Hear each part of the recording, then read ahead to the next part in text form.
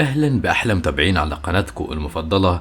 علشان انتم مميزين دايما بنقدم لكم كل مميز، وعلشان كده اخترنا لكم النهارده مسلسل مارتيال يونيفيرس. في عالم السلاح الحقيقي للإنسان هو طاقته الروحية الساحرة اللي بيقدر يقاتل بيها أي حد، والطاقة دي مستويات، والمستوى التاسع ده أقل وأعلاهم المستوى الأول. فبيبدأ المسلسل بأبطالنا لين هونج وأخوه لين دونج، وهما ماشيين بعربيات بتجرها الحصنة، وكان معاهم حراس وعمال كتير شغالين معاهم وبيساعدوهم. وفجأة اترمى عليهم أسهم من مجموعة مجهولة موتت كتير من العمال، فاستخدم لين دونج هو وأخوه سحرهم ومنعوا الأسهم إنها توصل لهم، وطلبوا من باقي العمال اللي لسه عايشين يستخبوا ورا العربيات اللي معاهم، ووقفت السهام خالص. لكن ظهرت رجالة كتيرة متخفية، فتهور هونج وهجم عليهم، لكنهم كانوا اقوى منه وطيروه وخلوه يقع في الارض. وقرب واحد منهم ولسه هيقتله، رمى عليه لين دونج عربيه وانقذ اخوه، وطلب منه ياخد كل العمال اللي نجوا معاه ويهرب بيهم، وهو هيمنع قطاع الطرق دول انهم يروحوا وراهم. وفعلا عمل كده هونج. اما لين دونج فضرب كل العصابه بسحره وهرب هو كمان. وبعدها وصل واحد شكله شرير قوي، لقى رجالته ميتين على الارض، فضحك ضحكه شريره وهو بيتوعد عيله لين كلها. بس مين الراجل ده وعايز ايه من عيلة لين؟ ده اللي لسه هنعرفه. بس الاول اعملوا لايك وشير للفيديو واشتركوا في القناة لو مش مشتركين، وفعلوا الجرس علشان يوصلكوا اشعار بكل فيديو بنعمله. يلا نرجع بقى نكمل الفيديو بتاعنا. فبعد ما لين دونج هرب حكى لابوه جده اللي حصل، وان حجر اليانج يوان الخاص بيهم اتسرق، وان المجرمين ما كانش شكلهم قطاع طرق عاديين. فقال له جده انهم لسه ما ثبتوش نفسهم في مدينة يان، وان اي حاجة بسيطة ممكن تأثر فيهم وتسبب لهم كارثة. بس لحسن الحظ ان لسه عندهم منجم لحجر اليانج يوان، وبكده يبقى لسه قدامهم فرصة انهم يكبروا تجارتهم من تاني. وطلب منه ينقل اوامره للكل بانهم ما يبعتوش ليهم حجر اليانج يوان تاني دلوقتي، وده علشان ما يجذبوش الانتباه ليهم. وقال لين دونج لنفسه انهم لازم يزودوا طاقتهم بسرعه، وفعلا حاول يتدرب علشان يوصل بطاقته للمستوى الثالث لكنه فشل. ووصلت اخته التهان وبلغته برساله جده ليه بانه عايزه يروح لمكان الرموز الرئيسيه، وهو بيكلمها لاحظ ان ايدها متجمده، وفهم ان مرضها رجع تاني وكان عايز يساعدها، بس هي رفضت وقالت له انها بخير. فاخد حيوانه شياو يان اللي شبه النمر ومشي. ولما وصل لمدينه الرموز الرئيسيه كان مبهور جدا لانها مليانه صخور متعلقه في الهواء، واخد واخوه على صخره منهم ووصله لمكان جميل. وقابل هناك زي يو وقالت له انه لو عاوز يوصل لمعركه البرج يبقى لازم يعدي منها الاول. وفضلوا يتقاتلوا بسحرهم، وكل واحد منهم استعرض مهاراته لحد ما وصل للمعلم الاكبر يان وخلاهم يسكتوا، وقال لهم ان عيله يان خسرت في معركه البرج مرتين، ولو خسروا المره دي كمان عيله شيان هو هياخدوا منهم مدينه الرموز الرئيسيه. وترجى لين دونج ان يساعده علشان ما يخسرش مدينه الرموز الرئيسيه. فقال له لين دونج ان ليه فضل كبير عليه لان علمه القتال وخلاه زود طاقته وسحره، وطلباته كلها اوامر ليه. فقال له المعلم الاكبر يان انه لازم يوصل للمستوى الثاني من الطاقه، وان لو قدر يطلع للدور الثامن في معركه القلعه هيوصل للقوى الروحيه السريه للاجداد. وطبعا الكلام ده خلى لين دونج يتحمس جدا لان دي قوه كبيره جدا ما كانش يحلم بيها. وطلب المعلم الاكبر يان من زي يو انها تدربه كويس وتخليه مستعد للمعركه في يومين.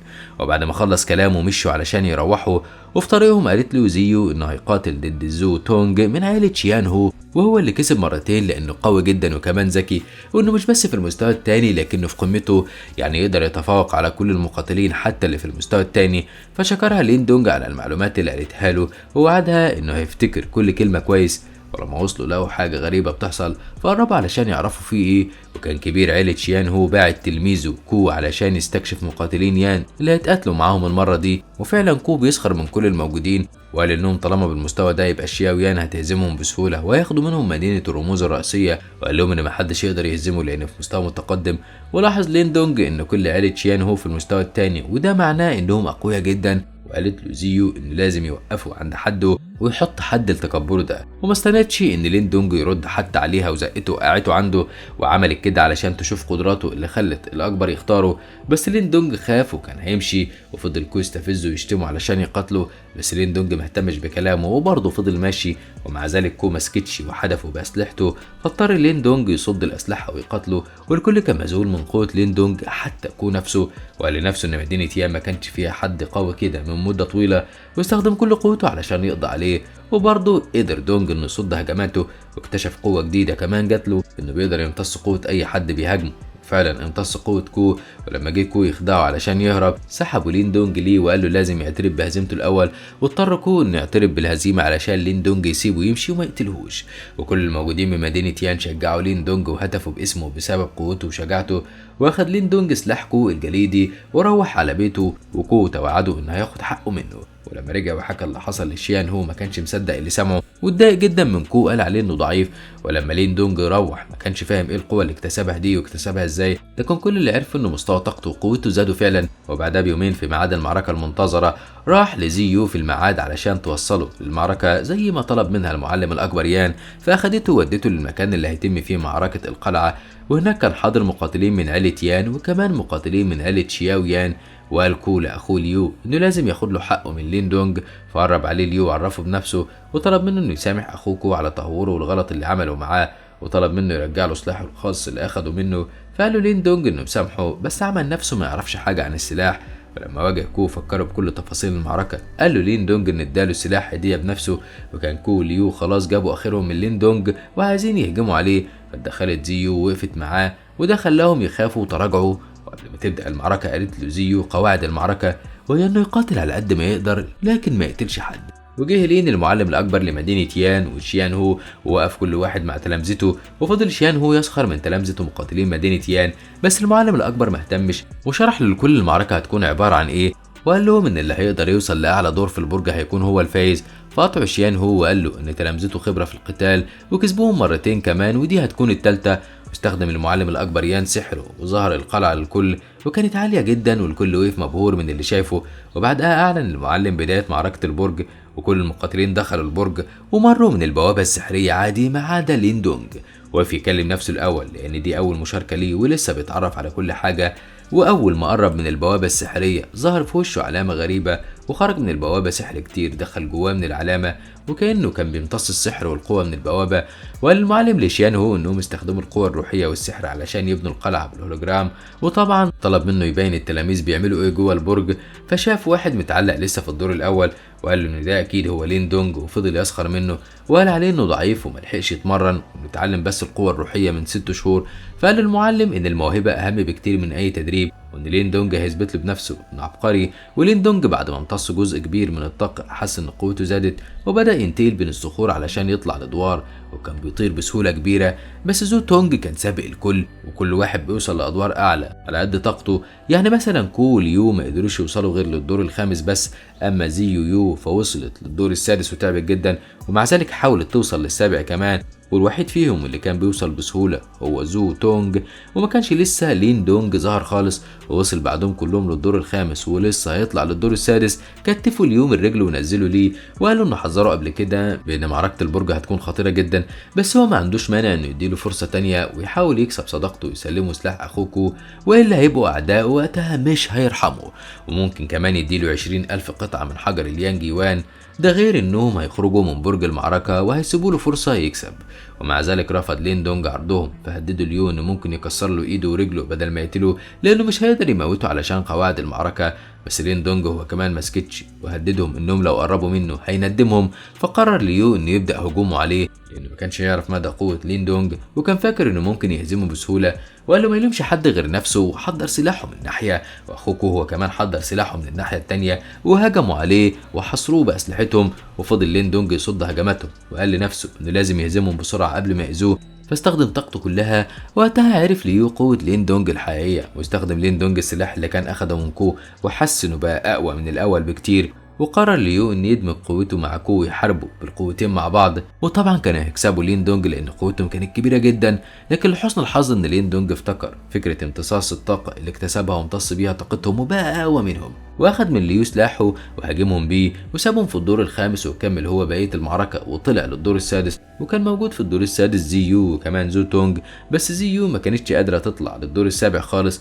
وقبل ما زو تونج يطلع للدور السابع ضربها ووقعها من الصخره اللي كانت واقفه عليها، فلحقها لين دونج وانقذها قبل ما تموت. واول ما شافته اتفاجئت جدا لانها ما كانتش متوقعه انه يوصل للدور السادس، وسابها وطلع ورا زي تونج وفعلا قدر يوصل للدور السابع. وزيو واقفه مذهوله من اللي شايفاه، واتمنت لو يقدر يهزم زو تونج ويحافظ على مدينه الرموز الرئيسيه وتفضل ملك لمدينه يان.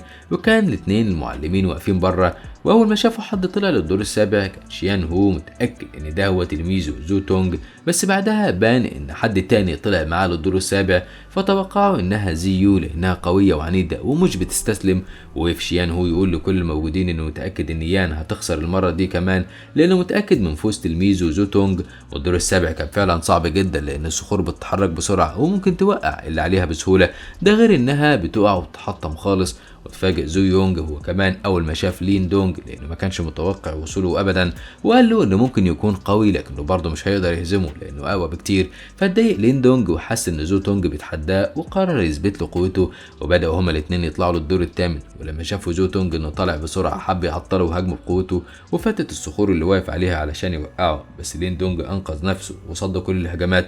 فقرر زو تونج انه يستخدم اقوى سلاح عنده وبعته علشان يدمر لين دونج، بس لين دونج قدر انه يصد كل الهجمات وطلع على نفس الصخرة اللي واقف عليها زو تونج، واللي حقيقي كان مستغرب جدا من قوة لين دونج، وقال له خلينا نشوف مين هيقدر يدخل للدور الثامن. وبوابة الدور الثامن حدفت عليهم كرات نار، فعمل لين دونج درع حماية من النار واستخدم زو تونج قوته وحاول يقضي على النار، بس النتيجة ان حصل انفجار كبير جدا وصل للادوار كلها، وكده بقى فاضل قدامهم انهم يخترقوا البوابة. فتحداه زو تونج انه هيهزمه ويخليه يعترف بهزيمته كمان، بس لما قربوا من البوابة اكتشفوا ان لسه قدامهم تحدي اخير، وكان عبارة عن برق بيصعق اي حد يلمسه، وكان قوة صعقه بتحدد بطاقة اللي بيصعقه، وكان كل ما يحاولوا يقربوا من البوابة البرق يصعقهم بقوة. وقبل ما نعرف مين اللي وصل فيهم للبوابة، خليني افكر كل اللي لسه شايفنا ما اشتركش في القناة ان يوقف الفيديو هنا ويشترك في القناة ويفعل الجرس. عملت كده بقى؟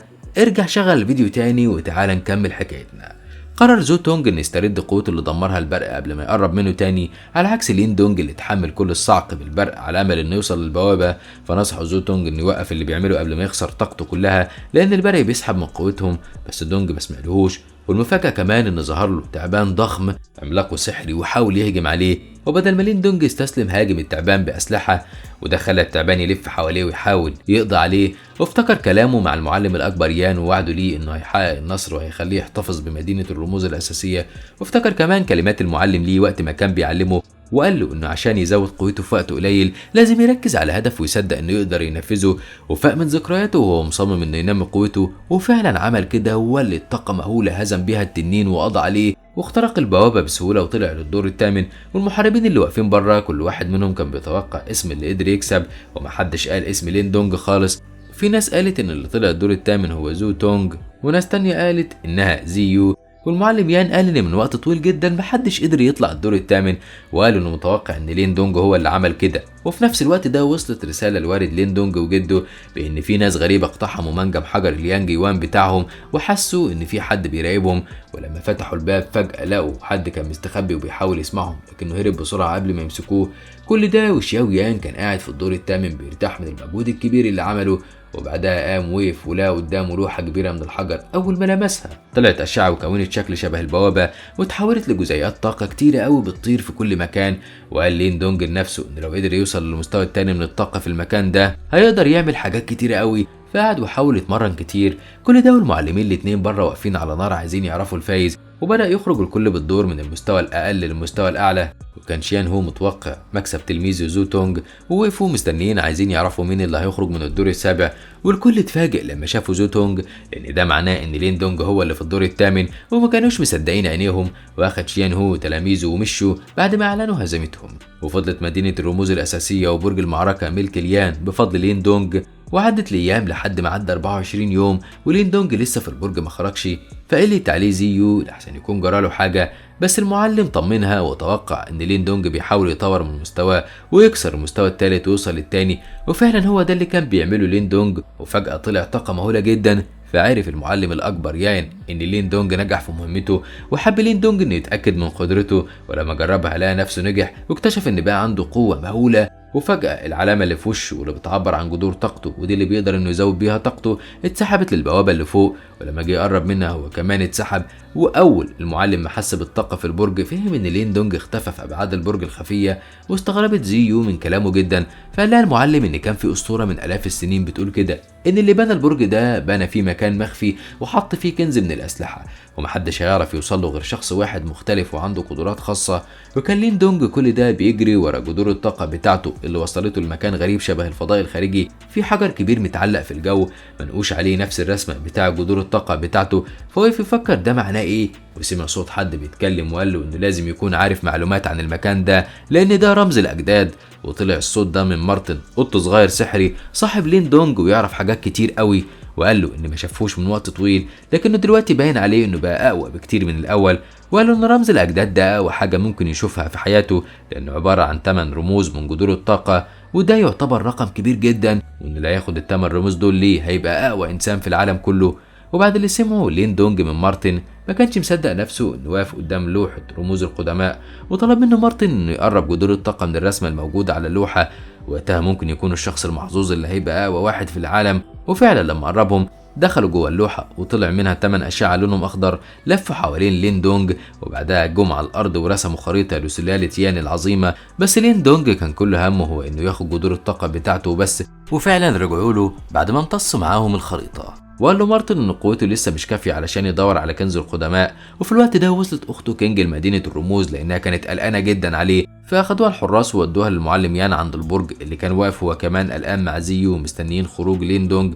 واخيرا خرج ليهم وحيا المعلم يان، وشكروا جدا المعلم يان انه نفذ وعده وانتصر على شيان هو وخلاه يحتفظ بالمدينه والبرج. وقال كمان المعلم ان من اكتر من 100 سنه محدش قدر يدخل الابعاد المخفيه وانه حقيقي موهوب.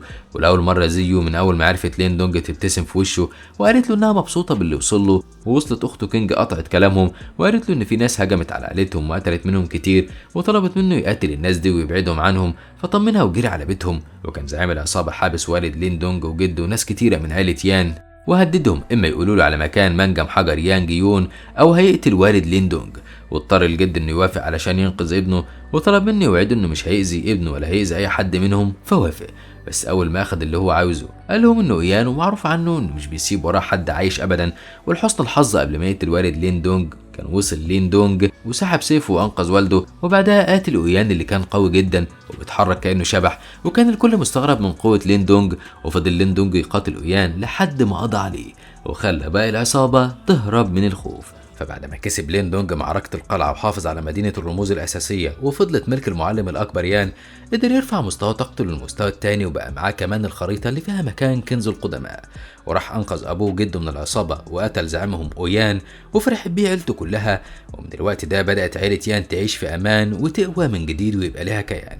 وبقى لين دونج يدرب كل شباب ورجالة العيلة ويعلمهم القتال، وأبوه وجده كانوا فخورين بيه جدا. وفي نفس الوقت ما تكسلش لين دونج عن تدريباته أبدا، وكان بيستعد لأول منافسة هيدخلها بعد سنتين. وفي مرة سمع أبوه شون بيتكلم مع جده وبيقول له إن العيلة الرئيسية هتبعت لهم شخص، وكانوا متوقعين إن ده هيحصل بسبب حاجة عظيمة هتحصل في جبل اللهيب. وقال له شون إن بمستوى قوة لين دونج هيقدروا يكسبوا في منافسة العيلة، وقتها هيقدر ينضم للعيلة الرئيسية لأنهم دلوقتي مجرد فرع صغير ومواردهم محدودة جدا. ولو قدر لين دونج إنه يهزم لانج شان أقوى واحد في العيلة واللي هزم شون المسابقة اللي فاتت، وقتها مواردهم هتزيد. وقال الجد إن لازم لين دونج ما يضيعش الفرصة دي من إيديهم. وكان لين دونج فعلا سمعهم وقال لنفسه إن لازم يكون قد ثقة أبوه وجده ويكسب لانج شان في المنافسة العائلية علشان يرجع لهم مكانتهم من تاني ويقدر جده ينضم للعيلة الأساسية. وجه شياو يان شده ليه وفهم لين دونج إنه عايزه يروح معاه، وفعلا راح معاه. ولما وصل لقى أخته تان واقعة على الأرض ومتجمدة كلها، فشالها ونايمها على ترابيزه وحاول يساعدها بقوته. فظهر له القط مارتن، وده كان المرشد الروحي بتاعه ودايما بيساعده بيقول له كل المعلومات اللي محتاج انه يعرفها. فقال له لين دونج ان عندها مرض بيجمد جسمها كله، فقال له القط مارتن ان ده مرض بيمنع جسمها انه يمتص اي طاقه، وبكده مش هيقدر لين دونج انه يعالجها بطاقته. وكمل القط مارتن كلامه وقال له ان طريقه علاج المرض ده بتكون عن طريق امتصاص انواع مختلفه من الطاقه، وقال له ان طاقه اليان اللي عندهم بتندمج مع طاقه اليانج وبتبقى اليان دان، ودي طاقه مهوله تقدر تقضي على اي مرض، وان لو ملحقش يعالجها دلوقتي بطاقه اليان دان المرض هيقضي عليها وهتدخل في غيبوبه. ومن كتر خوف لين دونج على اخته مسك القط مارتن بقوه وطلب منه يقول له يلاقي فين طاقه اليان دان. فقال له ان لو قدر يلاقي علاج طاقه اليان للبروده هيوصل بسهوله لطاقه اليان دان. فقعد لين دونج جنب تان وقال لها ان بكره من بدري هيروح لمؤسسه الألف ذهب ويطلب مساعدتهم لان عندهم علاقات كتيره. وفعلا راح من بدري وقابل المديره سو، وكانت تعرفه من زمان ومتابعه اخباره، وشكرته على كل حاجه عملها لمدينه يان، وقدمت له هديه الزهره القرمزيه، ودي كانت نادره وغاليه جدا لانها مصدر قوي للطاقه. فشكرها لين دونج على تقديرها ليه وسالها لو المؤسسه عندها علاج يان للبروده، فقالت له إن المؤسسة مش عندها وإن عمرها ما شافته، بس في جبل اللهيب اكتشفوا مقبرة وإن ممكن يلاقي اللي بيدور عليه جوه المقبرة، وإن الأربع عائلات الرئيسية الموجودة هتبعت أشخاص من عندهم للمقبرة. فشكرها لين دونج على مساعدتها وسابها ومشي، وظهر له مارتن وقال له إن دي فرصة كبيرة ليه، لأنه هيلاقي كنوز كتيرة جوه المقبرة وممكن كمان يلاقي القلب السحري، وده عبارة عن قلب المقاتل صاحب المقبرة. فلما مات المقاتل الكبير ده اتجمدت قوته جوه قلبه، واللي هيلاقي القلب ده ممكن يوصل لمستوى الطاقة الأول، وقتها هتبقى معجزة كبيرة. فقالوا لين دونج إن طالما القلب السحري ده حاجة عظيمة كده يبقى أكيد في منافسين كتير ليه، ده غير كمان إن صاحب المقبرة أكيد عامل حيل ولعنات وعواقب كتيرة علشان يمنع إن أي حد يسرق المقبرة، وبكده تبقى المقبرة دي خطر جدا. فقال للقط مارتن إن الأولى بيه دلوقتي إنه يلاقي علاج أخته، وراح يطمن عليها وطمنها إنه هيجيب لها علاج قريب، واتفق مع القط مارتن إنه يساعده. وقاطع كلامهم صوت دوشة جاية من بره، وكان عضو العيلة الرئيسية وصل، وكان شخص متكبر جدا وقف يتحدى الكل بقوته وإن مفيش حد يقدر يهزمه، وفعلا أي حد كان بيقف قصاده كان بيتضرب. وفضل يستهزأ بكل الموجودين، ولما شافوا لين دونج بيعمل الحركات دي ما قدرش يمسك نفسه وجري عليه ضربه بالقلم بكل قوته، وطلب منهم يتقاتلوا قدام كل الناس علشان يثبت له إن أقوى منه، فوافق. وفي الوقت ده كان الجد بيطلب من لين كير عضوة من العيلة الرئيسية إنها توافق تاخد معاها حفيده لين دونج للمقبرة، فقالت له إن دي رحلة خطر جدا ولو زودت أي حد عليهم المخاطرة هتزيد. وحاول الجد إنه يقنعها إنه قوي جدا، وراحت شافت القتال بتاعه بنفسها. ولما شافوا جده كان عايز يمنعه من القتال، بس لين كير منعته لأنها كانت عايزة تعرف قوته قد إيه. وقال عضو العيلة الرئيسية لين دونج إن لو قدر يستحمل 10 ضربات منه وفضل واقف يبقى كسب. وحاول لين دونج إنه يضربه بسلاح الجليد اللي أخده من كو، بس التاني دمره بسهولة. فاستخدم لين دونج السيف ليو ووقعه من على المسرح بسهولة، ووقف قال قدام الكل إن العيلة الرئيسية بتتكلم كتير على الفاضي. فرجاله تاني عضو العيلة الرئيسية وعينه كلها شر، واستجمع كل طاقته وكان ناوي يموته، والكل خاف على لين دونج، لكنه استخدم كامل طاقته وصد هجمته وبعده عنه، وبعدها هجمه بالأسلحة لحد ما وقعه في الأرض وخلاه يستسلم.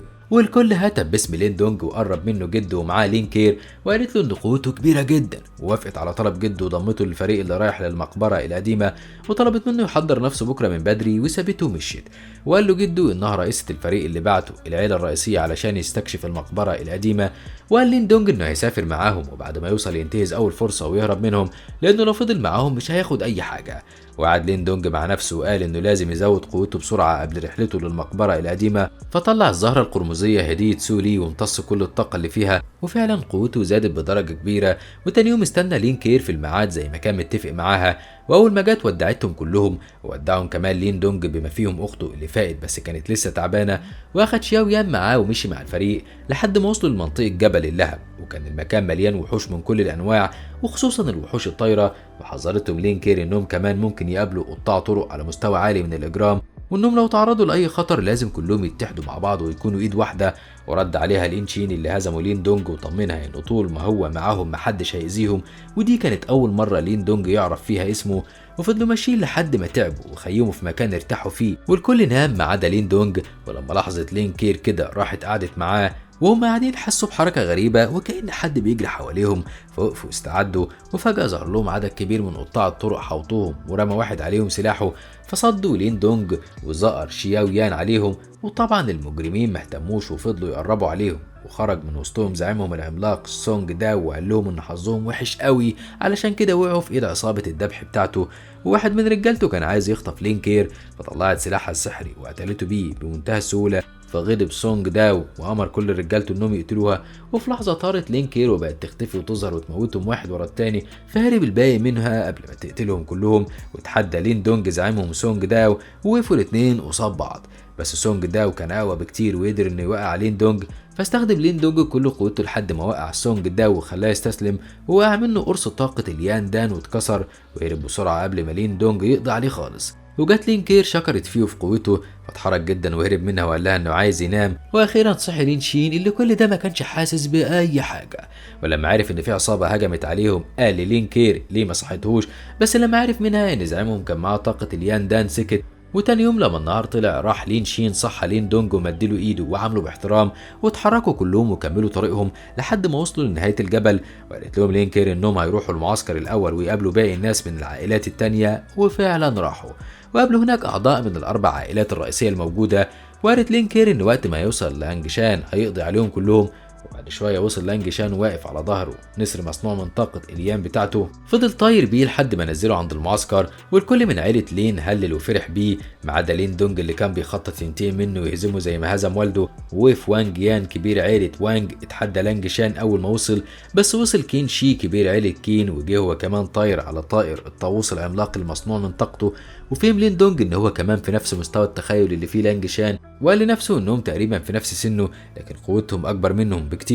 وقال له القط مارتن ان العالم اكبر بكتير مما هو فاكر، وقال له ان عيله يان العظيمه دي كانت الاول ولا حاجه خالص وقوت نفسها واحده واحده. فقال لينج دونج انه لازم يزود قوته بسرعه، وفجاه وصلت بنت جميله اسمها كينجزا من عيله كينجزا. وبعد ما اتجمع الاربع عائلات بداوا التحديات، والتحدي الاول كان انهم لازم يعدوا من بوابه وختم سحري، واول واحد حاول هو وانج يان، ولما فشل حاول الباقيين، الوحيده اللي نجحت انها تكسر البوابه هي كينجزا. وعدوا كلهم راحوا على المقبره القديمه، وكان هدفهم هو انهم يلاقوا القلب السحري، ومن ضمنهم لين دونج وشيان يان. واول ما دخل كان مبهور بكل حاجه جوه المقبره، خصوصا تمثال صاحب المقبره اللي كانت الطاقه محوطاه من كل اتجاه. واستغرب جدا لين دونج من كم الطاقه اللي كانت لسه باقيه مع انه مات من سنين كتيره، واتمنى لو كان يشوفه قبل ما يموت. وظهر له القط مارتن وطلب منه يسيبه من الحاجات دي ويركز في اللي جاي يدور عليه لان كله سبقه. فجري على الممر الخامس في المقبره، وجهه مارتن لحد اوضه مقفوله وقال له ان الكنز جواها، وكان باب الاوضه محمي بطاقه اليان. واستخدم لين دونج قوته الروحيه وفتح الباب بسهوله، لقى جوه الاوضه حبوب لطاقه اليان الخام، وطبعا ده يعتبر كنز كبير لان حبايه واحده قد تدريب شهر كامل. وفرح جدا لين دونج انه وصل للكنز ده وقال انه بقى غني، وطلع كيس من معاه وملاه بحبوب الطاقه. وحس مارتن ان في كنز اكبر في الاوضه اللي جنبهم، فوقع الحيطه اللي بين القطين وراح يشوف جوه الاوضه ايه، وراح وراه شياو يان ولقوها مليانه بالحبوب السحريه. وفضل مارتن ياكل منها، وبعد ما لين دونج اخد كل حبوب طاقه اليان الخام الموجوده وملى الكيس بتاعه على اخره، حس ان مارتن وشياو يان مش موجودين. دور عليهم ولقاهم، فطلب منهم ياخدوا كل اللي عايزينه بسرعه قبل ما حد يوصل لهم. وفعلا كان وصل لهم من شباب العائلات اللي معاهم، والمره دي استخدم لين دونج قوته علشان يقفل الباب كويس ومحدش يقدر يدخل لهم. وفتح مارتن باب مخرج تاني هربوا منه قبل ما حد يمسكهم، وكل مكان في المقبره كان مليان بالكنوز. ولين كير وباقي فريقها هم كمان وصلوا الكنز، بس لقيوا عيلة وانج عنده، فاضطروا انهم يتقاتلوا علشان ياخدوه منه. وقال لهم اللي من عيلة وانج ان الكنز ده اصلا ملك لعيلة وانج، وطلب منهم يبعدوا عنه. ففهمته لين كير ان كل حاجة في المقبرة ملهاش مالك اصلا، وطالما لسه ما اخدش الكنز ده يبقى ممكن هم ياخدوه منه. فعرض عليهم انهم يتحدوا مع بعض ويكسروا حاجز الحماية اللي حوالين الكنز وبعدها يقسموه مع بعض. فوافقت لين كير وفعلا بدأوا يعملوا كده، بس لين شين حذر لين كير من عيلة وانج وقال له انه شكله بيخدعهم وناوي يغدر بيهم. قالت له لو عمل كده يبقى هو اللي جنى على نفسه بالقتال معاهم. اما لين دونج فكان ماشي فرحان جدا بالكنز اللي اخده، وراح على الاوضه الرئيسيه، وهناك لقى لين كير وفريقها مع عيلة وانج. والكنز اللي هناك كان عبارة عن 6 قطع سلاح سحري قوي جدا، فراح ساعدهم في كسر حاجز الحماية، وفضل يختار سلاح منهم لنفسه لحد ما اتكسر حاجز الحماية، فجري على السلاح اللي عجبه وكان نفسه ياخده. اما اللي من عيلة وانج فأمر فريقه انهم يهجموا على لين كير وفريقها، بس لين كير حذرته انهم لسه ما وصلوش للكنز، وهو اكيد مش هيحب انها تقتل له كل فريقه. فبعت 2 من فريقه علشان يقتلوا لين دونج، وحس لين دونج ان ما عندوش وقت ليهم، فبعت لهم سلاحين يقتلوهم، وهو حاول يوصل للسلاح اللي في الكنز، وفضل السلاح يطير ويبعد عنه لحد ما شافوا اللي من عيلة وانج وقرر ياخده ويسحبوا ليه. فاستخدم لين دونج وقوته وبعدوا عنه، وابتدى التحدي بينهم، واللي كسب في الاخر وفاز بالسلاح كان لين دونج. فقرر اللي من عيلة وانج انه ينتقم منه ويقتله، وقاتل لين دونج المرة دي بسلاحه الجديد اللي كانت قوته مالهاش حدود، وقدر يهزم بيه اللي من عيلة وانج ويوقعه في الأرض. فأمر وانج كل أعضاء فريقه انهم يهجموا على لين دونج ويقتلوه، والمرة دي اتدخلت لين كير وفريقها ودافعوا عن لين دونج لأنه واحد من عيلتهم. وقالت لعيلة وانج انهم لو حاولوا يقربوا من لين دونج هتوقفهم عند حدهم. تراجعت عيلة وانج وهم بيتوعدوا ليهم كلهم، واستأذن لين دونج من لين كير بانه يسيبهم ويدور في المقبرة لوحده، لانه عايز يدور على طاقة اليان المركزة واللي اسمها طاقة التنين سالفيا. وطبعا راح معاه شياو يان ومارتن، وفضلوا ماشيين في مكان شبه المتاهة، وفجأة بدأ المكان يتقفل على بعضه جزء جزء. فجري لين دونج قبل ما يتقفل عليه ويموت، وفضل يغير اتجاهه ويجري بكل سرعته بين حيطان المتاهة علشان يخرج منها، لحد ما دخل في بوابة نقلته هو وشياو يان لمكان تاني غريب، ولقوا نفسهم بيقعوا من ارتفاع عالي جدا لحد ما اصطدموا بالأرض. ولقى لين دونج جمجمة وأجزاء من تمثال مكسور. أول ما شافهم خاف وارتعب، فقال له مارتن إن ده مجرد تمثال حد كسره ودمره، وإنهم لازم يتجاهلوه خالص ويركزوا في حاجات تانية أهم بكتير.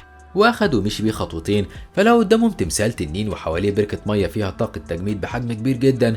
فجري لين دونج من غير تفكير عليها، بس مارتن وقفه بسرعة وحذره وقال انه ممكن طاقة يان للتجميد دي تقتله في لحظة، ومسك حجر رماه في البركة علشان يثبت له، وقال له لو نقطة واحدة من المية جت عليه هيتجمد كله فورا. وفعلا الحجر اتجمد خالص. فاستخدم لين دونج قوته الروحية علشان يوصل للتنين، لكن المفاجأة ان التمثال اتكون مع بعضه وهجم عليه لين دونج. وقال مارتن للين دونج ان التمثال ده هو رمز لصاحب المقبرة، وانه لازم يكون حريص ويخلي باله كويس علشان التمثال ما يأذيهوش. وفعلا حس لين دونج ان التمثال هجماته سريعة جدا، وحتى الأسلحة ما كانتش بتأثر فيه لأن مصنوع من معدن صلب. وقال مارتن ان النوع ده محصن ضد السهام والأسلحة، وانه لازم يدور على طريقة تانية علشان يقدر يقضي عليه. ولفت انتباه لين دونج ان في راس التمثال من ورا رمز المتاهة، وقال لنفسه ان دي ممكن تكون نقطة ضعف التمثال، فاستخدم قوته وهاجمه بيها وخلاه ينشغل في صدها، وضربه بسلاح في رمز المتاهة ورماه في بركة المياه المتجمدة، واخيرا نجح في انه يقضي عليه. واخد التنين ولسه هيمشي ظهر له تمثال تاني بس ما كانش بيتحرك، وحتى العلامة اللي فيه ما كانتش متفعلة زي اللي قبله. فقال له مارتن ان لو باع جزء من طاقته ليه وفعله هيبقى ملكه وينفذ كل اوامره. وفعلا عمل كده لين دونج، بس التمثال مرضاش يتحرك لانه كان محتاج طاقة يان الخام المركزة. وقال له مارتن انه يحتاج حوالي 2000 حباية. وطبعا لين دونج ما هانش عليه يضحي بالحبوب دي كلها، فاخد التمثال معاه وقال انه لو احتاجه هيبقى يديله الحبوب، وبدأ يدور على مخرج من المكان. ودل مارتن على طريق وسط الحمم البركانية فضلوا ماشيين فيه لحد ما وصلوا المكان. علشان يعدوه لازم يتنقلوا بين الصخور وسط الحمم البركانية. وفعلا ساب شياو يان مستنيه على الحبل ونط على حجر كبير علشان يتأكد ان الطريق آمن وان فعلا في مخرج في نفس الطريق. وفي الطريق حذروا مارتن بان في معركة وقتال تاني هيدخل فيه قريب. فاستغرب جدا لين دونج من كلامه لان الدنيا كانت فاضيه جدا ومفيش حد ممكن يطلع له في وسط الحمم دي. لكن مارتن كان عنده حق لانه خرج له تعبان عملاق من النار، وبدأ التعبان يهاجمه ويرمي عليه كرات نار. واستخدم لين دونج كل اسلحته علشان يحمي نفسه، لكن التعبان كان قوي جدا وحدفه في النار. بس لحسن حظ لين دونج ان مارتن كان معاه ولحقه ورجعه تاني للحجر اللي كان واقف عليه، وقال له لازم يحاول يضرب التعبان بالسلاح اللي اخده من المقبره.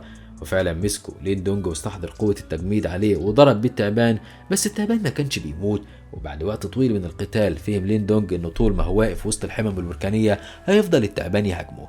وعلشان كده قال لمارتن ان اكيد الحمم البركانية اللي هم ماشيين فيها مجرد خيال زيها زي النسر اللي كان راكبه لانج شان، وقرر انه ينزل فيها ويبعد عن التعبان اللي بيرمي عليه كرات نار حقيقية وممكن يموته.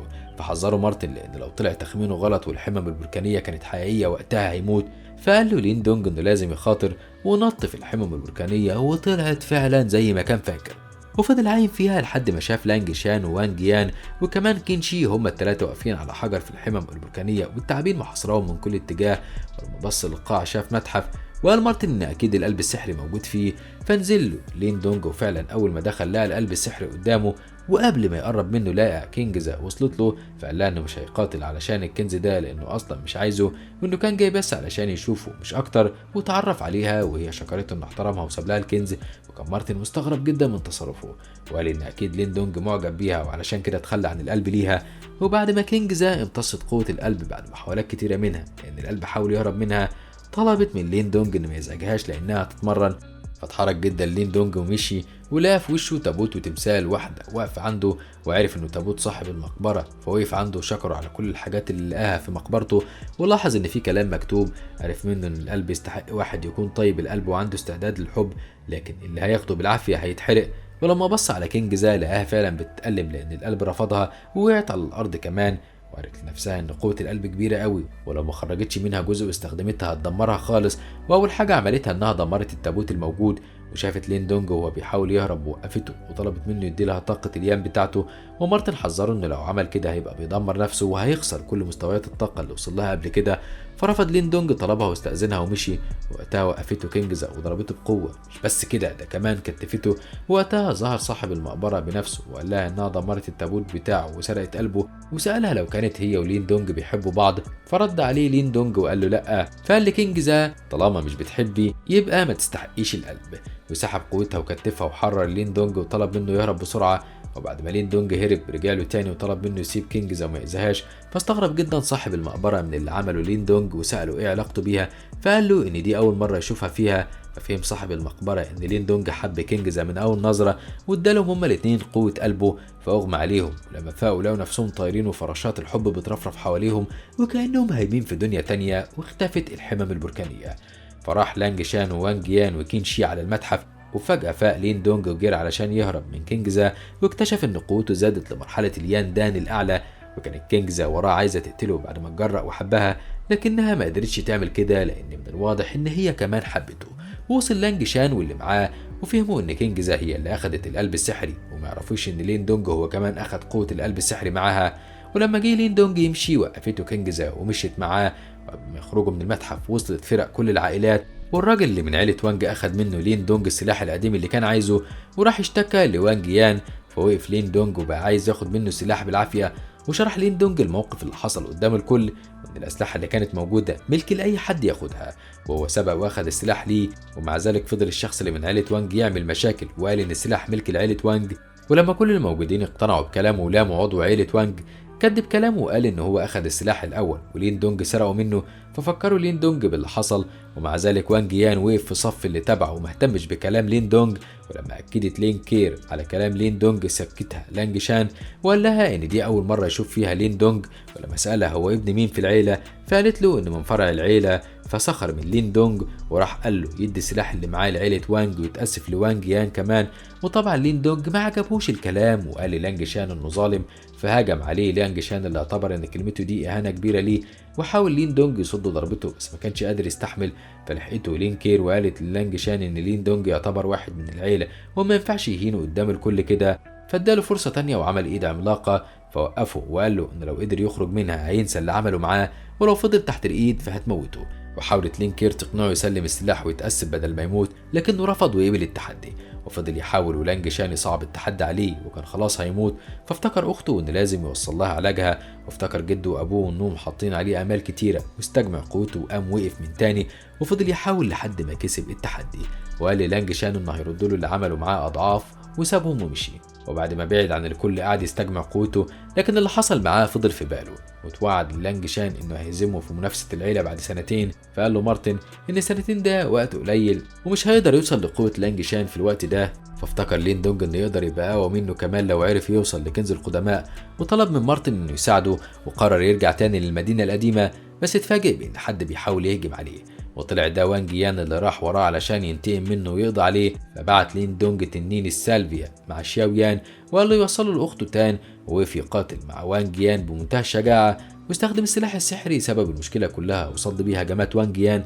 واكتشف ان صاحب المقبره اداله قدرات خاصه وقوه كبيره في السلاح، واستغرب جدا وانج يان من قوته وطمع في السلاح اكتر، واستخدم قوه التحايل عنده وعمل تنين عملاق. واستخدم لين دونج هو كمان كل قوته وحطها في السلاح اللي معاه، وخلاه يطلع تعبان عملاق هاجم تنين وانج يان. وبعد وقت طويل في القتال بينهم قضوا الاتنين على بعض وعملوا انفجار قوي وقع لين دونج وكمان وانج يان، ووقفوا هما الاتنين قصاد بعض. بعد وقت طويل طعنوا وانج يان، بس اكتشف انه طعن التمثال اللي كان اخده لين دونج من المقبره وطلع من وراه سليم، وحط طاقته في التمثال وخلاه يقاتل وانج يان مكانه.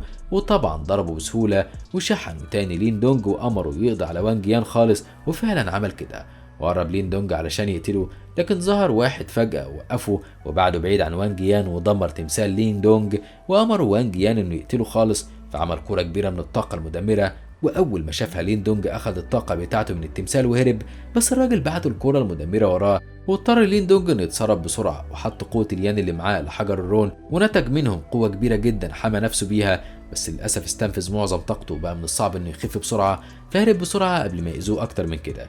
وقف وانج يان واللي معاه مستغربين من قوته، وحاول الراجل يمتص طاقة كل حاجة حواليه، وبعد بيها ضربة مدمرة تانية للين دونج، والمرة دي ساعدته كينجزا واخدته بعدت بعيد. فشكرها لين دونج، بس هي قالت له انها انقذته زي ما هو انقذها، وطلبت منه يوعدها انه يبعد عنها لان الفجوة بينهم كبيرة، وكبرياءه خلاه يقول لها انه اصلا مش حاسس باي حاجة ناحيتها. فقالت له انها بتتمنى تشوفه في تحدي ال100 سلالة، فقال لها انه هيكسب التحدي وهيثبت لها انه يستحقها. فضربته وقالت له ان مفيش فرصة خالص قدامهم مع بعض، وسابته ومشيت.